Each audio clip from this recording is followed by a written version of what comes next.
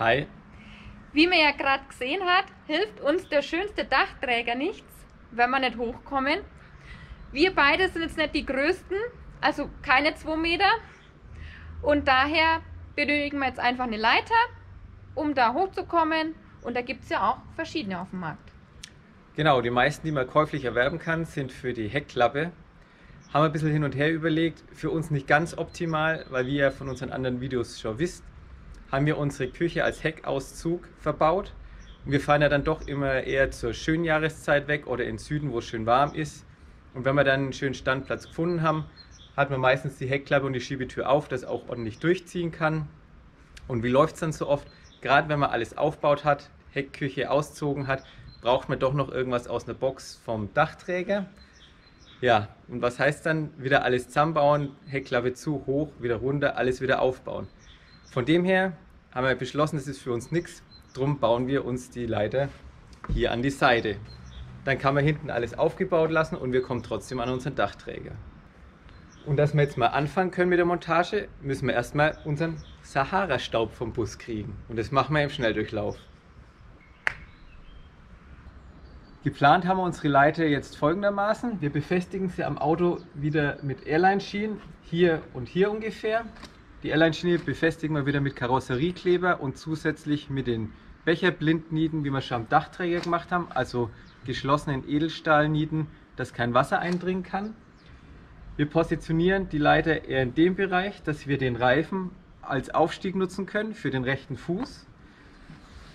Es gibt Leitern schon für die Seite, allerdings gehen die meistens bis ganz runter und es gefällt uns nicht ganz so gut, weil schaut ein bisschen klobig aus und wir wollen untenrum am Bus ein bisschen mehr Luft haben, dass man nicht an irgendwelchen Felsbrocken oder Büschen hängen bleibt. Von dem her wollen wir das ein bisschen kompakter nur im oberen Bereich haben. Die Leiter selbst bauen wir aus V2A, also aus Edelstahl. 20×20 ist das Rohr.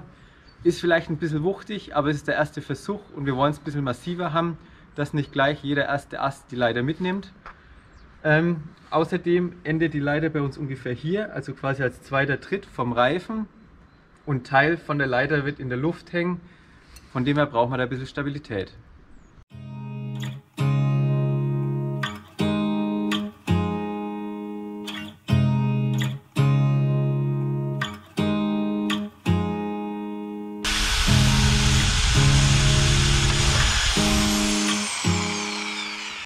Wir haben jetzt unsere Bohrlöcher von der Airline-Schiene aufs Blech übertragen. Wie beim Video vom Dachgepäckträger nehmen wir wieder einen Nagel zum leichten Ankönnen, dass der Bohrer dann nicht abhaut. Man muss sagen, auch diesmal tut es wieder weh.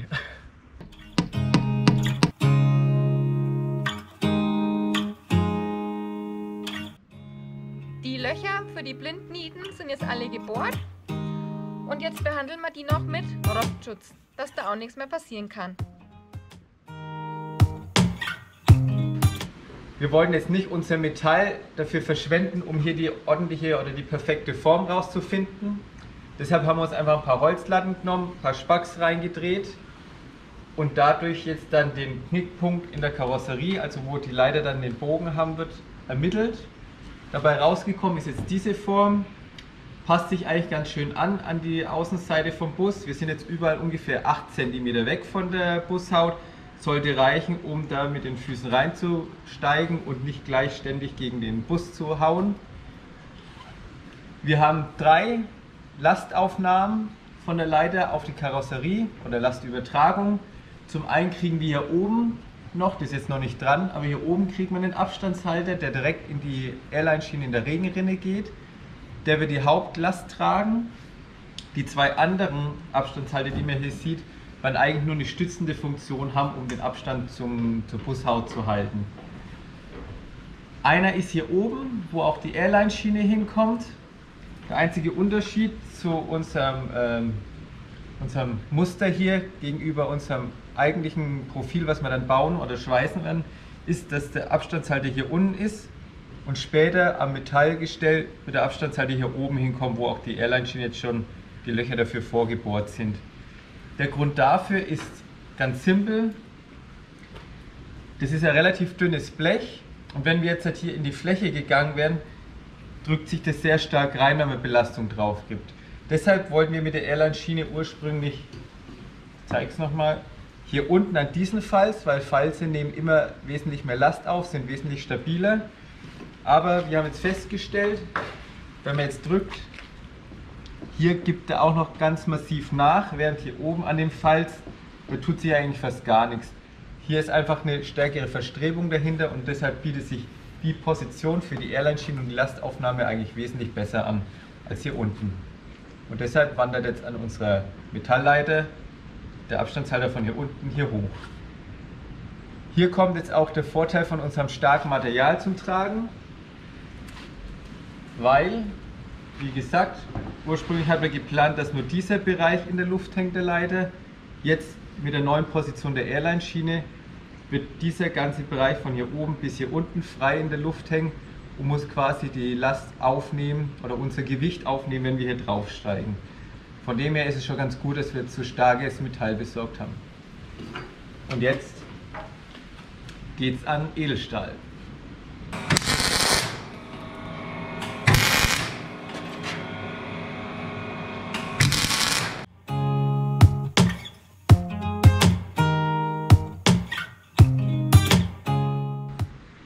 Aus unserem Holzprototyp haben wir jetzt schon ganz schicke Leiter bekommen. Die ist jetzt auch schon an die Kontur von unserer Bushaut angepasst. Hier ist auch schon der Knick drinnen. Die Trittstufen wurden jetzt schon angeheftet. Und jetzt müssen die Airline-Schienen dran, damit wir dann eben noch genau wissen, wie lang sollen die Abstandshalter jetzt noch sein zum Bus oder zur Airline-Schiene. Dann wird alles nochmal richtig ordentlich verschweißt, dann geschliffen und dann wird alles nochmal schön lackiert.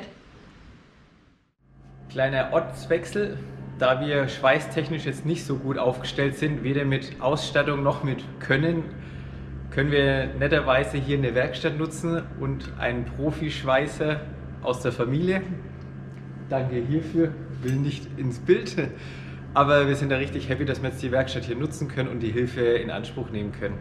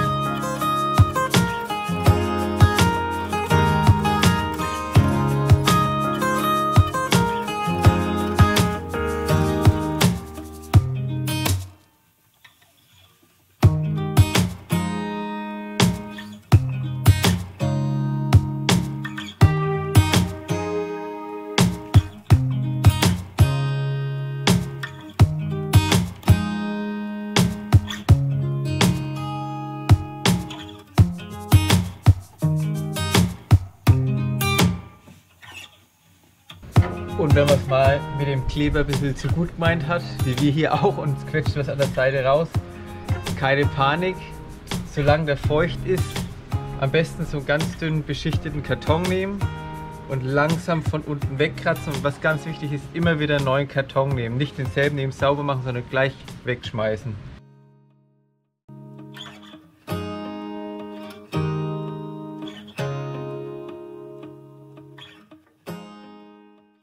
Nicht wundern, dass in der Werkstatt die Airline-Schienen noch nicht dran waren.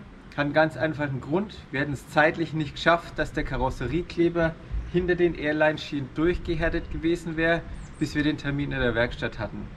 Man soll ja nicht mit dem Karosseriekleber fahren, solange er nicht ordentlich durchgehärtet ist. Drum haben wir nur die Position der Airline-Schiene über die Bohrlöcher vorgegeben, dass wir die Leiter eben anpassen konnten. Jetzt sind die Airline-Schienen dran, der Kleber ist hart, die Nieten sind drin und auch die Leiter ist soweit fertig. Wir haben die Abstandshalter jetzt dran, wir haben die Auflageflächen auf den Airline-Schienen dran, auch die Trittstufe sind nicht mehr nur angeheftet, sondern ordentlich verschweißt und verschliffen. Auch hier die Öffnungen von den Rohren sind schon schön zugeschweißt. Und jetzt, bevor wir es lackieren, wollen wir es noch ein letztes Mal hinhalten, um zu schauen, ob wirklich alle Form und Position passen. Nicht, dass wir da noch mal was ändern müssen, wenn der Lack dran ist.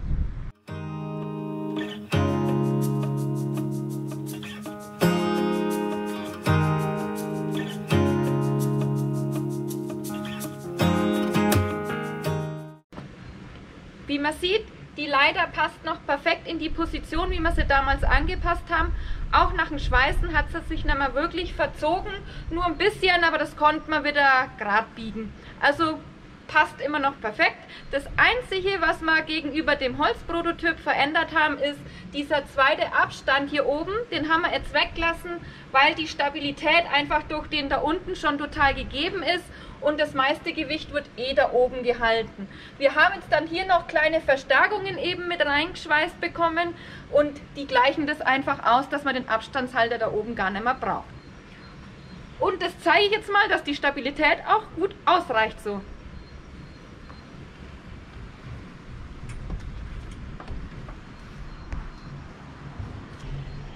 Und wie man sieht, der untere Teil, der schwingt überhaupt nicht mit, wenn man hier hochgeht und die Leiter hält bombenfest.